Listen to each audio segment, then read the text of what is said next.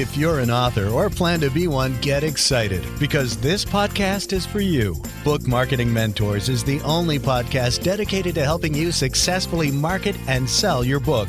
If you're ready for empowering conversations with successful marketing mavens, then grab a coffee or tea and listen in to your host, international best-selling author Susan Friedmann. Welcome to Book Marketing Mentors, the weekly podcast where you learn proven strategies, tools, ideas, and tips from the masters. Every week, I introduce you to a marketing master who will share their expertise to help you market and sell more books. Today, my special guest is a book coach, editor, and ghostwriter. Pat Iyer is the former president of an independent legal nurse consulting firm she established in 1989. Pat ran this company for 28 years before selling it in January 2015. She's the past national president of the American Association of Legal Nurse Consultants and the editor, author, or co-author of over 800 books, articles, online courses, case studies, or chapters. Whoa, what a lot. Entrepreneurs hire Pat to serve as a book coach, editor, or ghostwriter. She's an NSA colleague, a fellow podcaster. Pat, what an absolute pleasure it is to welcome you to the show. Thank you for being this week's guest expert and mentor. I am happy to be here, Susan, and to share my hard-won knowledge. Well, good. Pat, I know that you also have a podcast. Tell us a little bit about that podcast. My podcast is called Writing to Get Business, and I focus on a book as part of a business tool and part of a way to position your expertise with your audience.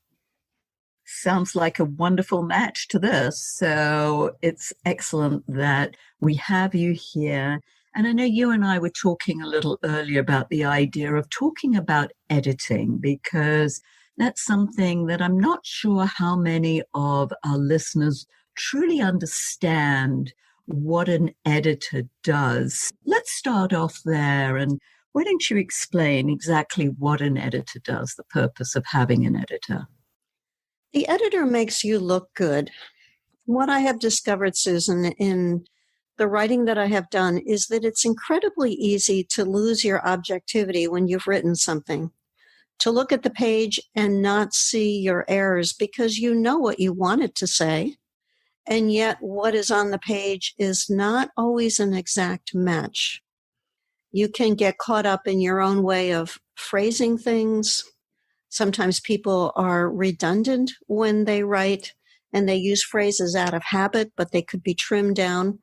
An editor looks at your writing and says, here's how you can tighten it up, make it consistent, make sure that you're not being overly repetitious, and how you can present your concepts more professionally or more completely. I know that when I look at my stuff, however many times, I don't see my own errors. I'm sure you find that often with authors. Why is it important for us to have one? I know you make us look good, but isn't that something that we can do on our own? Can't we edit our own work if we look at it a number of times, even though we may not see our own mistakes? Why else should we really hire you to help me? You want to put your best foot forward. I know, Susan, that you mentioned that most of your audience is in the nonfiction author world. And some may be self-publishing, some may be publishing with your company, some people may be working with a traditional publisher. There are many choices now, whereas there used to be few. You can look at a book, whoever has published it, for example, if it's been independently published, and you can tell when a person has not had an editor. I remember a book that I picked up about a year ago of a woman who put her own book together, and it was clear no one had looked at it because there were passages that were copied and pasted twice. It rambled. There was no direction. She put some recipes in the middle of the book that were not in context. Anyone picking that book up and studying it would say, hey, nobody else looked at this besides this author. Another thing that I see is in people who've not had another set of eyes look at their material is that maybe they don't have a lot of content. So they make wide margins and size 14 or even 16 font and double space. And it just shrieks to me, and I'm sure to you, Susan, when you look at a book like that this person was trying to stretch the material, and it doesn't provide a good or even any kind of a great representation of their information. It will turn off people who would look at that book, who would otherwise buy it, or consider hiring that author for some type of a project or consulting or coaching.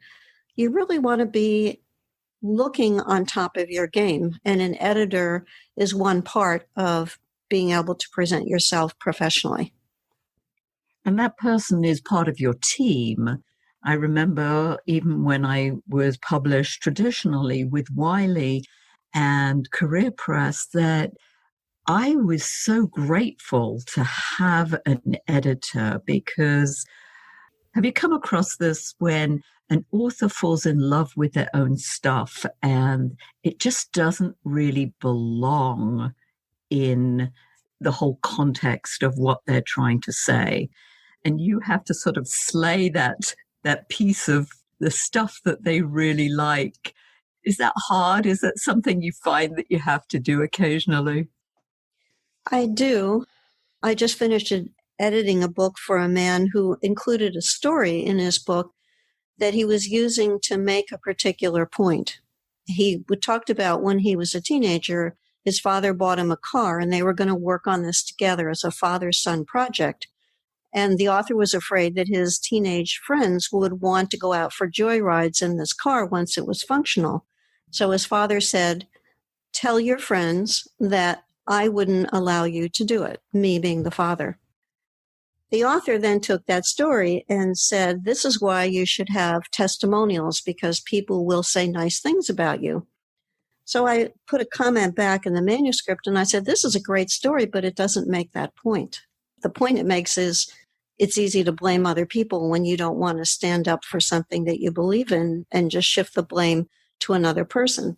That's an example of, in his mind, it was a perfectly coherent story. And yet when I read it from my eyes, I said, no, there's got to be a better story to make that point. That's really interesting, because we have a certain way of looking at things and we think people see it from the same way we do, but they don't. And it always is a shock to me when somebody comes back with something completely different from where I was going with an idea. And I was like, oh, yes, they have a different perspective, a different take on this. That's something that editors do so well. And I know you're such a pro at this, that you bring that different perspective to the author's work. And as you rightly said, your job is to help us look good, because that's what, an author wants to do, because the editor is way in the background. You don't get the kudos in the same way the author does. Talk about working with an editor. What are some of the tips that you could share with our listeners that will help your job as an editor be easier? When I ran my medical legal business, helping trial attorneys with their medical malpractice cases, I proofread the reports of the expert witnesses who worked for my company. And I proofread thousands of reports over a 25-year period. The most difficult interaction that I had was with an expert witness who said, "My work is perfect. There is no need for you to change even a period."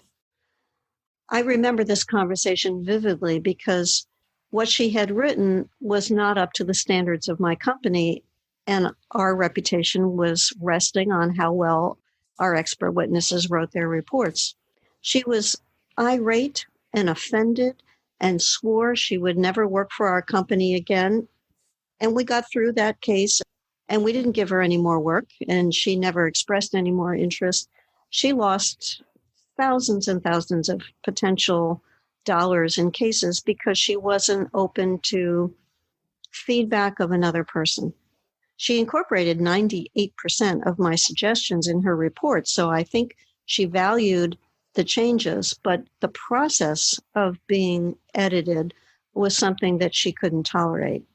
And as you said, Susan, we become blind to the patterns, the way that we write. We need somebody else who's going to look at it. That's one piece that makes it challenging. Another piece is there are many books that are stuck in people's heads or on their hard drives. And you may know this, Susan, from working with authors. There are some people who can't let their work go. A man hired me about a year and a half, maybe 2 years ago, to ghostwrite a book for him. And he's not happy with the last 2 chapters. We edited it, we smoothed it, we got those 2 chapters in what I see as great shape, but he is continually tweaking those 2 chapters. It's been 1 year since we've been finished with that book, and he hasn't released it because he can't let go of it. I even told him, the statistics are that only a fifth of your readers will get to the end of your book. As disheartening as that is to know. And the last 2 chapters of your book are not that crucial. But that procrastination, perfectionism piece holds people from completing the project and then depriving others of the information that's in that book that could make a difference in their lives. I see that as a big trap for people who are stuck in the final stages, that, people who are stuck who can't get started, but people who've written the book and then can't let it go, I think is even more tragic.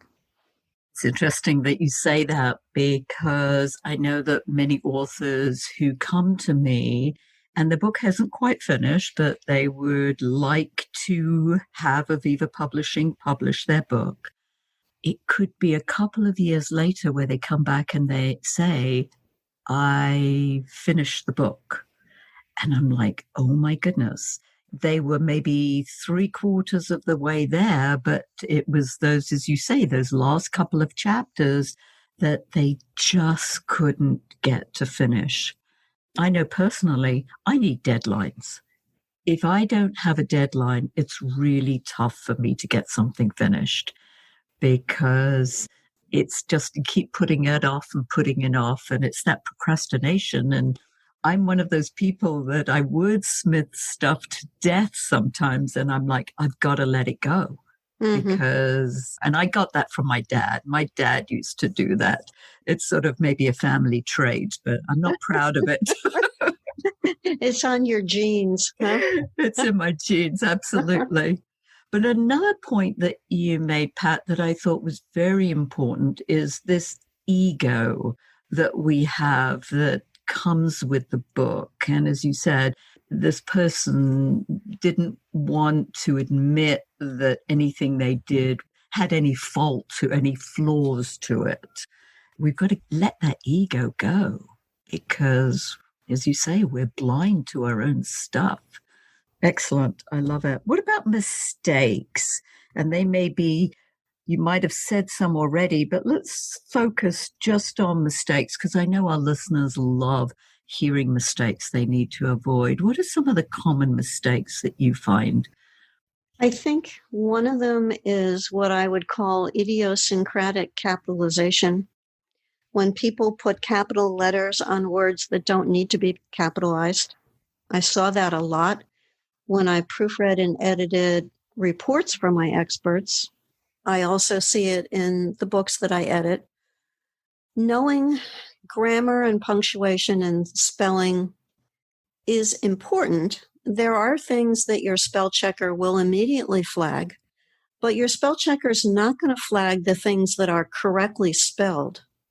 As an example, Susan, the word trail and the word trial are both correct. They're both spelled correctly. The Virginia Trial Lawyers Conference booked a room in a hotel, and the person who took down the information said that it was the Virginia Trail Attorneys.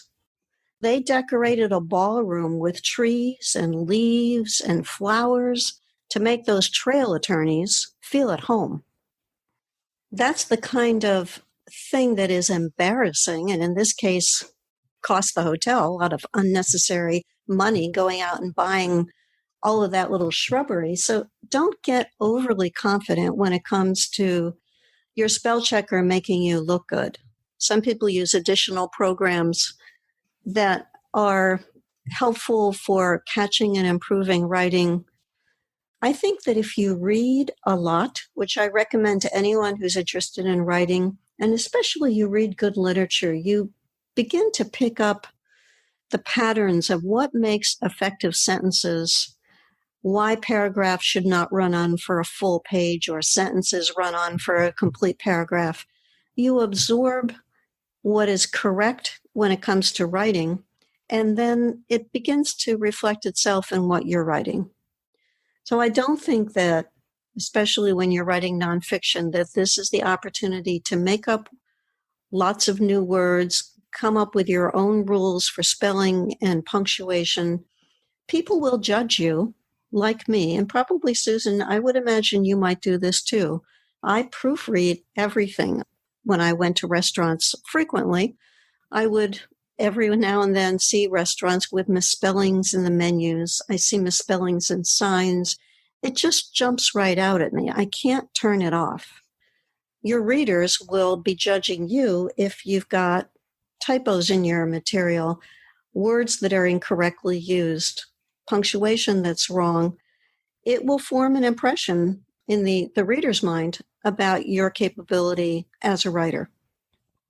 It's funny that you should say that, because I occasionally get people who write back and say, well, you've got this dangling something, and you made a spelling error, and you've got this grammatically incorrect. And the first thing I always do is I thank them, because I said, it's people like you who've got like eagle eyes who pick up things that I don't see. So I always praise the person who helps me with that, because I know that it's so easy to, especially when you're writing quickly for something, you have a run-on sentence or that dangling participle. Yes. So, as you can tell, my grammar isn't that great. I love Grammarly, by the way, because if I didn't have that on my email, that I would be making far more errors than I do.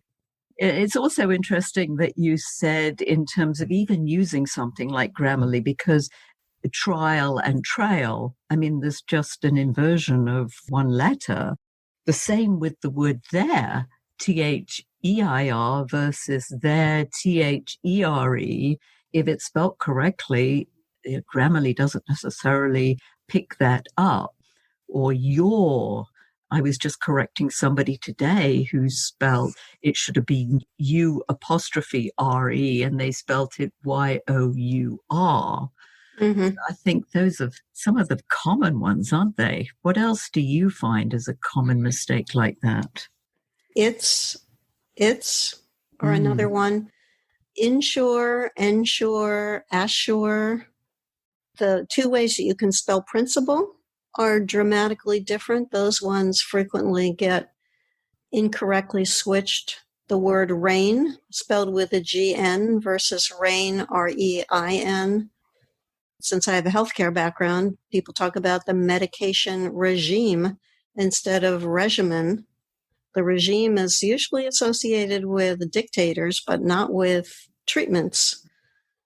There are so many that float around in people's minds and will be completely overlooked by a spell checker. It's so funny because I never thought of English as a hard language, but I remember I had a German pen pal and realizing that we have words that mean multiple different things and may be spelt the same way. The word like post, for instance. And I know that there are umpteen others. We take it for granted, but actually I think we have quite a hard language because, like some of the examples you gave, it's very easy to make those kind of mistakes. because things are spelt so similarly, but yet they have such a different meaning to them. So that's fascinating stuff. I mean, it just blows my mind.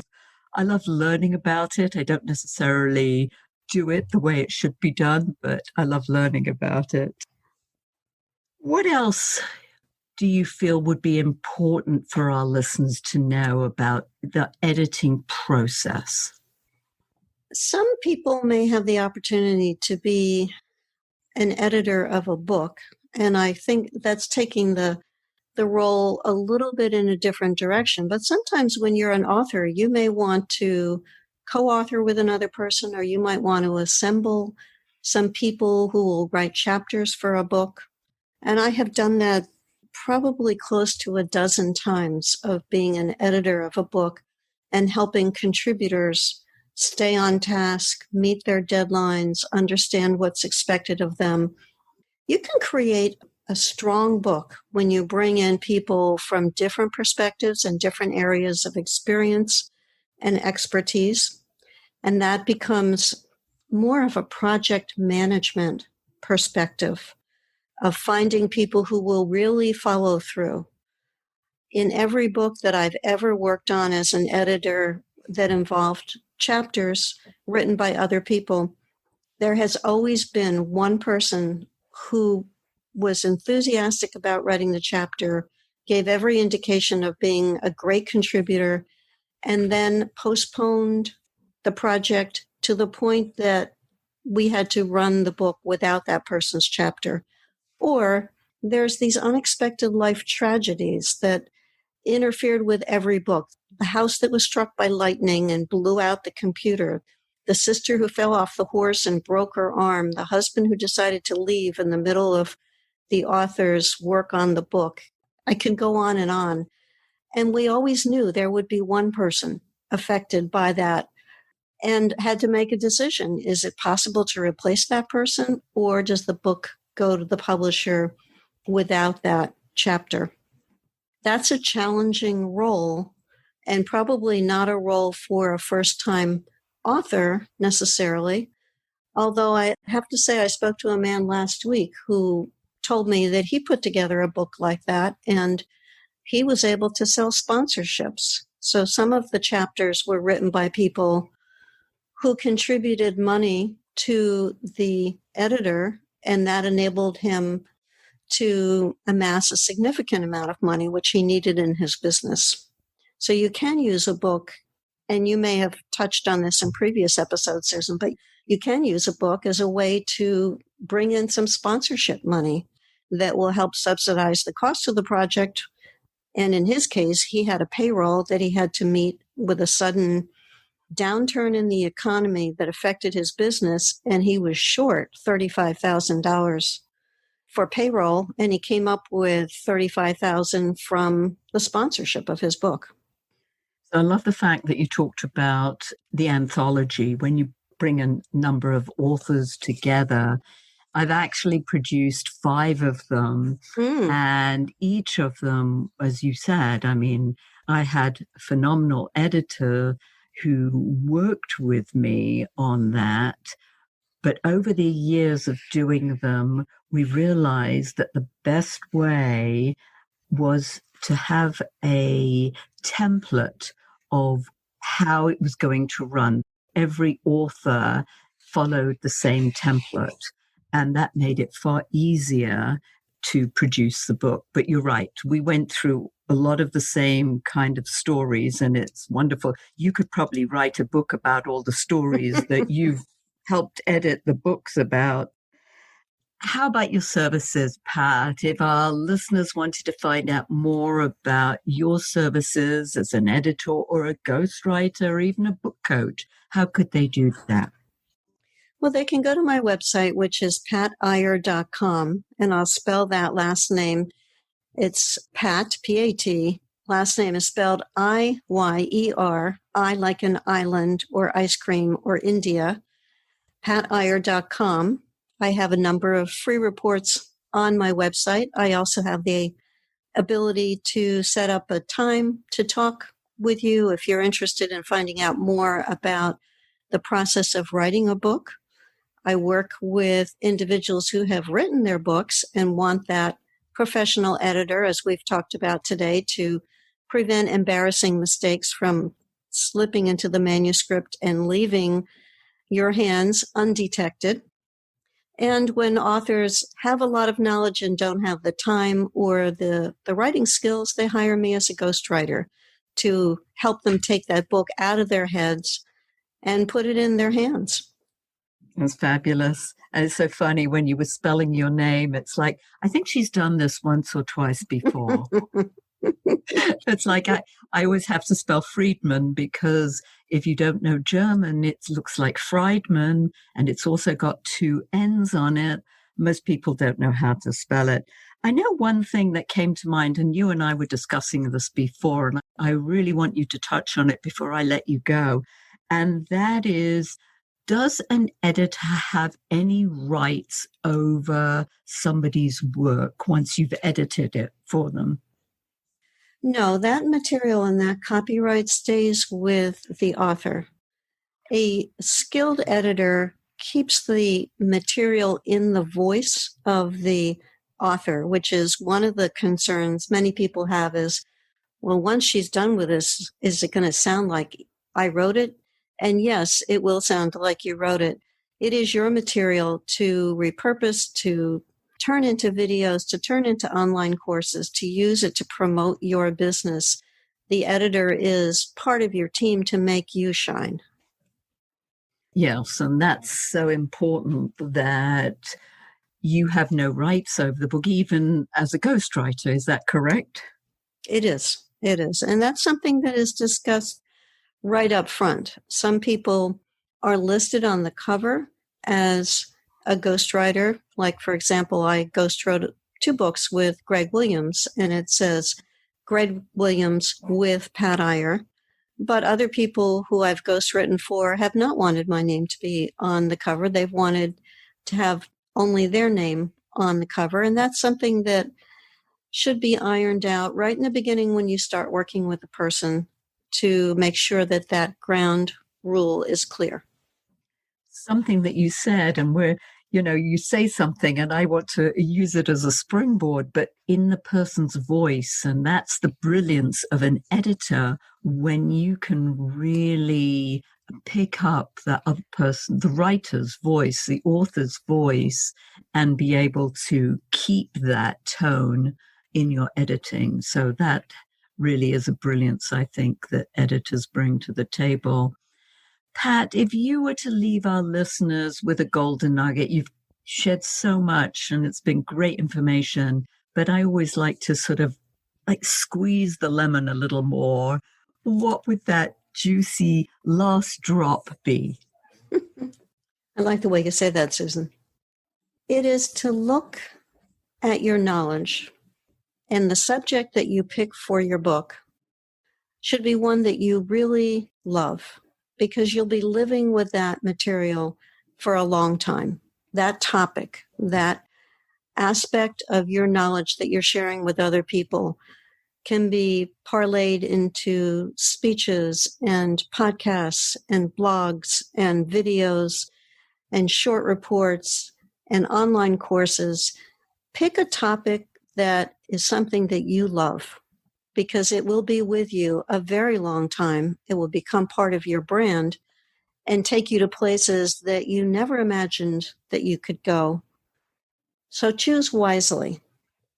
Such wise words, because you're right. You have to love every aspect of your book. And I do share that with my authors as well, is that if there's any part of the book that you are not happy with, change it now, because otherwise it will hinder sales, because you'll always carry that with you. Thank you for that reminder. You've been amazing. I knew you would be. Pat, thank you so much. And thank you all for taking time out of your precious day to listen to this interview. And I sincerely hope that it sparks some ideas you can use to sell more books. Here's wishing you much book marketing success. The time is now to take action and finally build your book-selling empire. And the great news is that Susan is here to help you. Visit bookmarketingmentors.com and sign up for a free 15-minute book marketing strategy session with Susan. She'll help you discover your first steps to marketing and selling your book.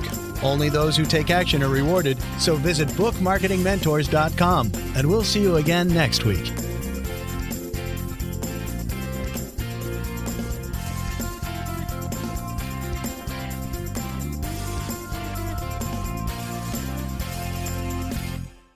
This podcast is a part of the C-Suite Radio Network.